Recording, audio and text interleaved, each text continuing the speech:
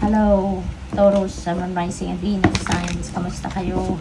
Sana po nasa mabuti kayong kalagayan. Welcome back po sa Star Tarot. Kung bago kayo dito, welcome din kayo. Thank you for your support. I truly appreciate it. God bless you all. Una mensahe po ninyo, napakaswerte. Taurus, this is wheel of fortune. Good luck and good fortune are on your side. Kaya magiging maayos na ang lahat sa buhay ninyo. Magpabago na. Unti-unti magbabago na ang inyong sitwasyon for the better. Lalo-lalo na kung nandoon kayo sa, kumbaga, parang nasa rock bottom kayo. Ngayon, things are going to change at magiging maayos na. No? There are positive changes coming your way at magiging magpo-progress na at magkakaroon na ng improvement, no? Yung mga ganap sa buhay ninyo sa ngayon. Napapagiligiran kayo din dito ng energy of success, kaya maaaring magtatagumpay kayo sa mga bagay-bagay, anumang pinagsisikapan, pinagtatrabahuan ninyo will succeed. At saka ang maganda rito, no, things are going to change for the better.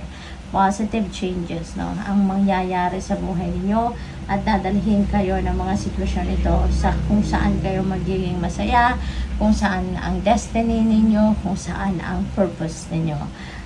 This is also swerte pagdating naman sa siguro ang iba sa inyo kung tumataya kayo sa mga game of chance, no? Baka ngayon siswertehin na din kayo. Eight of Cups, this is departure energy. Meron kayong iiwanan. So talagang may pagbabagong magaganap, no? And that might involve travel as well. Baka may pupuntahan kayo, may iiwanan kayo. Sitwasyon tao, no? At iiwanan ninyo to. Iiwanan nyo na to because you are realizing that this is no longer your place. Hindi na to ang lugar para sa'yo. Hindi ka na masaya dito. Hindi ka na contented. Hindi na ito ang para sa'yo. Okay? Na sitwasyon na to. Kaya you are going to leave that behind you. Meron din tayong fulfillment, no, na makakamit kung saan man kayo papunta. That is where your fulfillment will be. Meron din ditong happiness, falling in love, yung ganon, kung saan kayo mapupunta. So this is really good, no? This is really good kasi you're heading towards your happiness in various areas of life. We have Two of Swords and merong desisyon na kailangan kayong gawin pero parang since nakapiring siya, siguro ayaw nyo pang pagdesisyonan ngayon, no? Pwedeng nagpapahinga muna kayo sa pag-iisip kung anong magiging desisyon na gagawin ninyo rito. Pwede rin na in denial kayo, no, Taurus? Pwedeng in denial kayo sa kung ano man ang sitwasyon na to. Baka alam nyo na kung ano dapat na maging desisyon ninyo pero parang dinideny ninyo yan sa sarili ninyo. Parang ayaw ninyong gawin or hindi kayo komportable, no? Kaya sa ngayon parang time out ka muna, no? Kasi nahihirapan kang mamili sa mga choices na nandiyan sa inyong harapan sa ngayon. Kaya you are choosing not to make a decision yet, no? Knight of Swords, things are going to move quickly. May mga inaasikaso siguro kayo sa ngayon na bibilis na ang lahat, no? Bibilis na ang galawan nito, magkakaroon na ng solusyon, magkakaroon na siguro kayo ng clear direction of where you're heading sa ngayon. Kaya magiging uusad na lahat, kumbaga aandar na ang mga bagay-bagay, no? Things are going to change and mas mabilis ngayon ang mga magiging transition. Mas mabilis ang magiging ang pagdating ng mga iba't ibang klaseng oportunidad. We have the Sun, tapos may Wheel of Fortune, sobrang swerte. Kasi si the Sun, this is also about success, no? Financial success, material success, at ano pang klaseng tagumpay. May mga mahirap na kayong pinagdaanan na ngayon, pagtatagumpayan nyo na, diba? Ito na yung panahon na magiging masayang-masaya kayo, Taurus. You are really going to be very happy. You're really going to be very optimistic. Sa ngayon, magiging maayos ang lahat. Things are really going to change for the better ngayon. Tapos ang swerte pa ninyo, no? Swerte din kayo sa sa pera, swerte sa relationship, sa trabaho, career, negosyo, anything. You have strength. Kailangan ninyo, no, ng strength, hindi lang physical strength, kundi yung inner strength niyo. Kasi maraming pagbabago, maraming adjustments ang gagawin ninyo sa buhay ninyo sa ngayon. Kaya kailangan handa kayo for that.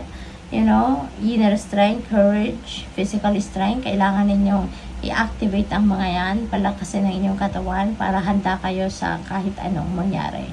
Diba? Kasi hindi mo alam kung anong ibibigay sa inyo ng universe. Diba? But oo, maswerte ka, magiging maganda, maayos. Pero you don't know exactly how it's going to turn out. Diba? Kaya dapat handa kayo for anything. We have King of Cups. Ayan. So, meron kayong siguro you're going to deal with someone dito na merong katangian ni King of Cups. You know, someone very mature, very wise, smart, diba? Calm, very friendly, very compassionate, understanding, loving, mga ganon, empathic, napaka-maintindihin, very good and compassionate listener, no? So maybe you're going to deal with those qualities, no, of a person, or pwede rin na kayo yun, Taurus. Baka i-embody ninyo ang energy ni King of Cups sa ngayon. So pwedeng magiging mabait kayo, compassionate kayo, maalaga, wise, smart, no? Maaaring magiging ganun kayo sa ngayon. We have 6 of Pentacles. Napakaganda. Kasi there's windfall of money rin dito. This is also a time that you're going to experience abundance and prosperity.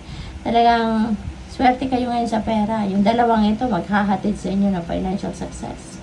Diba? Ng swerte pagdating sa pera.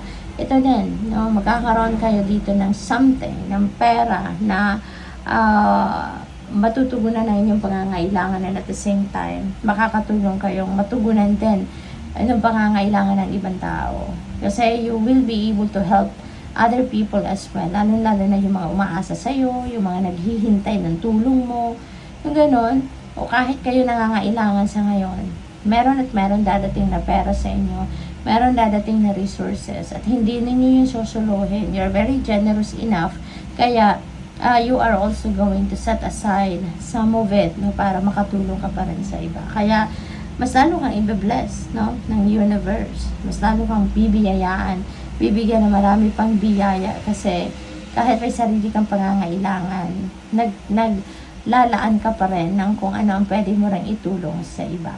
So, good luck sa iyo. Thank you for watching. Have a light. Namaste.